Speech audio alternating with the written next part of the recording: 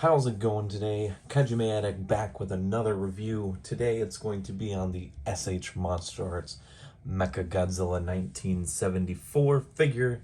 He is awesome. This will be part of a small few week, about 3-4 week celebration for the items that I got at G-Fest 2019.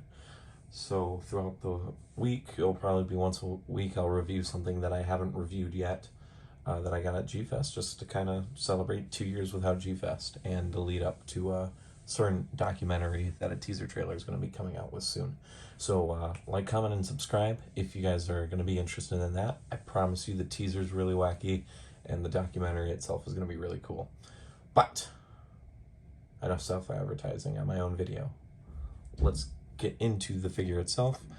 So this MechaGodzilla came out a few years ago, late 2017, I believe, or the beginning of 2018. He is one of the few Showa figures that are in the line. He is the only non-Godzilla Showa suit in the line thus far, though with the recent Bandai / MonsterArts survey, it looks like we're going to be almost guaranteed to be getting a ton of Showa stuff soon, because it was just mainly Showa stuff with a few extra Millennium stuff tacked onto it, only because Final Wars Godzilla is getting announced soon. Anyways, so let's bring him in. So for the most part, this figure is actually mostly accurate to the 74 suit. He's got the brighter silver titanium look, which is accurate. He's got the yellow buttons, and then both arms have the red MG, not the red MG and blue 2. It looks pretty good. It could look a little bit better, but I believe that's also kind of how it looked in the first one, and then the MG2 looks really different. But I would actually have to go back and check. That was one of the few things I actually didn't look at on the suit prior to this video. So, but the one really interesting thing about this figure is that he's small. Just like all the Showa figures in the MonsterArts line thus far, all the figures are smaller. We don't actually know why, and I don't think they've ever commented on it. I'm sure it's a size thing. They want to make things quote-unquote size or a little bit more to scale, but I'm not a fan of it. As a guy who's played all the arcade games on the Xbox, PlayStation, all that, I wanted all the kaiju to be, relative sizing to all of them. That way you could kind of have some cool mashups. So this guy's a little bit smaller than the average MonsterArts. But though he's small, he does pack a ton of detail. These, the like accordion joints are all separate pieces, so they all move depending on when you move the joints. The shoulders are really interesting and annoying. They can get lodged up in the shoulder pad there, so you got to be careful. Got to watch with that. They can fall into the figure, I've been told, though mine hasn't yet. The centerpiece here, which is now being about to come out, looks good. You got a nice red centerpiece there. He looks awesome. So it just clips right up. You just got to put a little pressure on here. Just got to be careful about how much you put. You don't want to scratch the paint on this, because obviously any silver, gold, shiny chrome plating is going to scratch off. The one other thing I'll talk about with detail before I move on to the articulation is, unlike the vinyl figures, this figure actually looks like a real MechaGodzilla, quote unquote. It doesn't have like the suit lines or the suit folds or anything like that. They made this to look like it was actually real, instead of kind of like the Bandai 75 suit that I will show a small comparison with after a bit, where he has all the wrinkles and folds and it looks like a guy in a suit a little bit. So the articulation on this guy is pretty good. He can look up all the way because he doesn't need extra pieces like the Bandai Chigoken. His articulation allows him just to go into flight mode. So he can look straight up. It's just a big old ball joint. moves side to side. It's still pretty mechanical movement. I will say that a lot of the joints here, it does feel more like a machine, so it's a little bit more limited. Besides the weird jaw joint. So the jaw joint is two balls connected with a, oh god, I lost my train of thought. Two ball joints with a peg.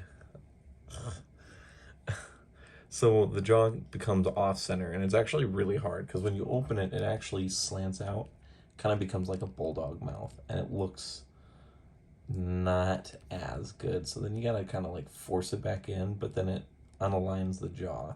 So the jaw's kind of a bit of a pain in the butt to mess with, and then you gotta mess with it to get it closed fully.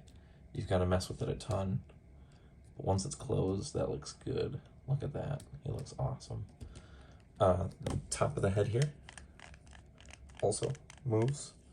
You can also pop it off, I believe, as a function of the figure. I guess mine doesn't want to pop off, but it can pop off. I mean, they're all ball joints, so they do pop off. But I believe that is an actual function of the figure, like the Chigoken one, just so you can have the destroyed head.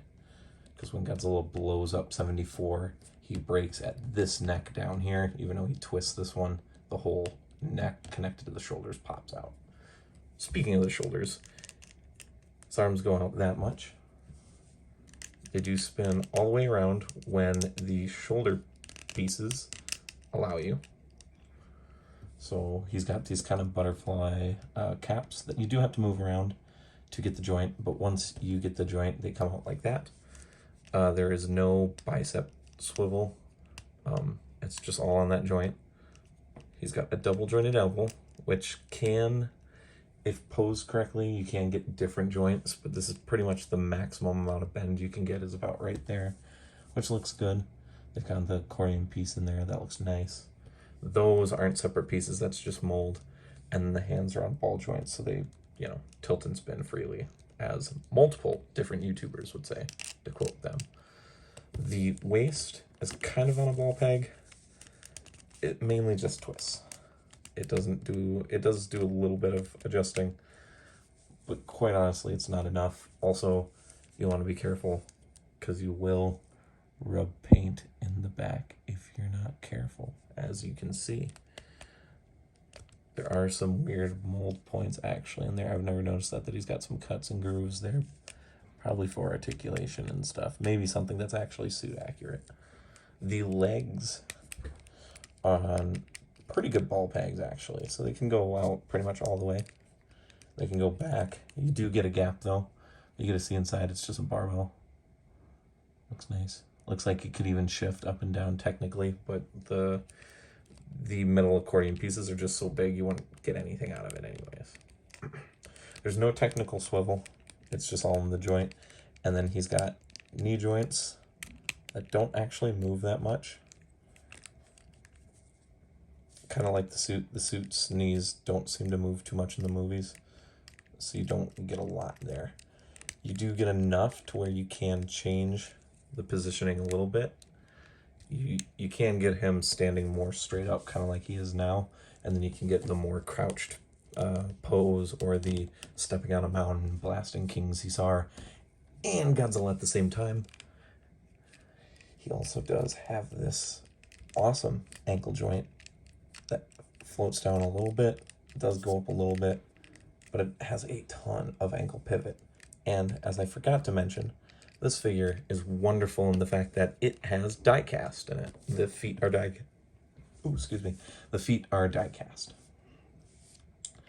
All right. Well, I wasn't going to make a cut, but I actually forgot about one of the accessories included with this figure, so we are going to make a cut and move on to the accessories. We'll be right back with the Bionic Monster. All right, and as you can see here, MechaGodzilla actually does come with a bit of accessories. Not as much as either of the Chigokens, but he does come with these two swappable hands that have the finger missiles launched out of them. They both look good. I actually like using these, and they are accurate to this MechaGodzilla suit. With the 74, the missiles were shorter, more cube-like, and then It's the 75 that has the longer fingers. He also then comes with a, I forget what Tamashi called it, pretty much his center beam. It comes with this little stand and peg, so you can put it on there. But, as you can probably tell, for one, it popped off really easy. And it's not tall enough to actually hold it. So you can't actually do the pose with it at all. So it can come out of there, otherwise you can use it as a weird mouth or eye beams. But it's got a really cool shape to it. It's unique. It's got this weird texture. It looks like it kind of came out of something that the 70s would produce. I really like it, honestly. It's a very interesting accessory. So, yeah. One last thing I did mention, or did forget to mention, is the tail articulation. Like I said, he doesn't need additional accessories to go into flight mode. So the tail goes all the way down, and it goes really far up as well. So you can have different poses for your MechaGodzilla's tail. Let's get on to the size comparisons. Alright, I've got MechaGodzilla standing straight up again, so let's pose him with a few different figures that you may or may not have in your collection. I've got the 75 Bandai vinyl. Obviously, as I said earlier, this MonsterArts MechaGodzilla is a little short, so this actually does not work. Godzilla is supposed to be a little bit shorter than 75, so this does not look accurate at all. I don't have the Bandai 74, but they are the exact same height, I've been told. And here's King Caesar. King Caesar looks better. In fact, I think that actually probably would work. Let's see.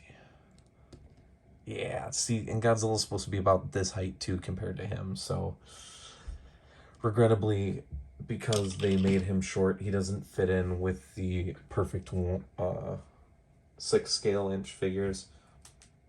He's kind of like any large kaiju where they're almost dumped down. So like the Bandai 6-inch Destroya and King Ghidorah, they're all too short. He kind of got that treatment even though he's not that big. And then here's the 75. As I said, see some clear differences with him. He's got the mold lines and everything. Looks like a suit. He looks good though. They do look nice. The Bandai vinyl is obviously bulkier than MechaGodzilla or the MonsterArts, which I would assume if the 75 MechaGodzilla is on top of the leaderboard from the survey that Bandai Tamashi gave, maybe there will be a difference between the 75. I hope so, because there are differences. There's some big differences, and you can just tell from the figures. So, all right, let me get him into some weird, cool action pose, and I'll see you guys back for my final thoughts. And as you can see here, MechaGodzilla is completely kicking the duo's butt. Godzilla and King Caesar stand no chance. Also, as a quick side note, the end peg for the beam does fit on a regular stand. It's a little loose, but obviously once you angle it, it looks good. I have to give Tamashi props for making that little joint a ball joint. It makes poses like this a lot easier. So any regular Tamashi stand that you have will obviously fit the MechaGodzilla.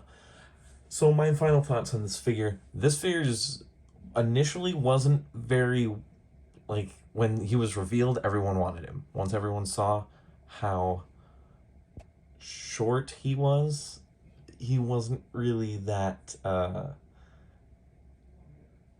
desired anymore. But now that he's out of production, people want him again. So if you can get this guy for a good price, I would recommend picking him up.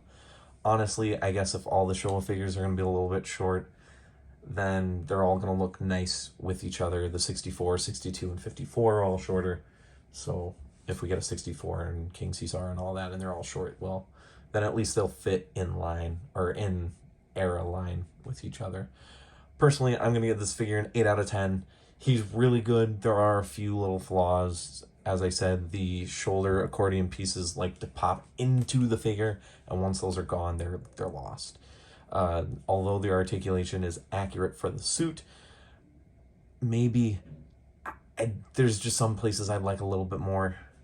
And quite honestly, this size does slightly bother me. I really wanted a taller, bigger Showa MechaGodzilla to go next to my Kiryu and MechaGodzilla 2. And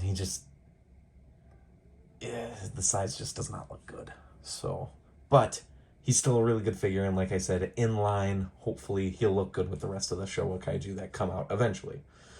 If you guys liked, as I said, please like, comment, and subscribe. This is part of the G-Fest 2019 haul celebration, leading up to the teaser trailer and documentary release coming this July 12th through the 14th, and an actual trailer will be available hopefully at the beginning of July. Anyways, this is your host, Kaiju May Addict. Hopefully you guys enjoyed, and I will see you guys later. Keep rocking out, guys. Peace.